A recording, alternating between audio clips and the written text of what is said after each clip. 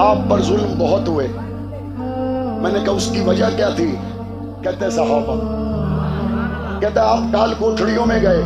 میں نے کہا وجہ کیا تھی؟ کہتے آپ تختہ دار تک گئے. میں نے کہا وجہ کیا تھی؟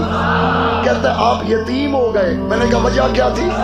کہتے آپ کے والد کال کوٹھڑیوں میں رہے. میں نے کہا وجہ کیا تھی؟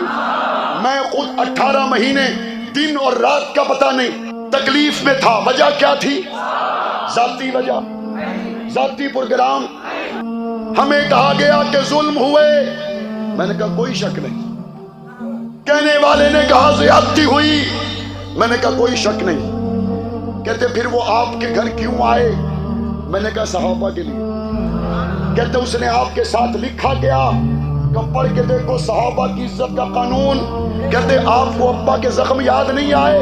میں نے کہا مجھے زخم یاد آئے. انقلاب کا وقت سامنے آیا اور مجھے وہ جملہ یاد آیا جب علامہ اعظم طارق نے فرمایا تھا پرویز مشرف صحابہ کی عزت کا قانون دینے کے لیے اگر میرے تینوں بیٹوں کی گردنیں چاہیے صبح ہونے سے پہلے پہلے تینوں بیٹوں کی گردنیں اتار کر ایوان صدر میں ڈال دوں گا. چونکہ بیٹوں کی جان قیمتی کوئی نہیں، صحابہ کی عزت کا قانون قیمتی ہے.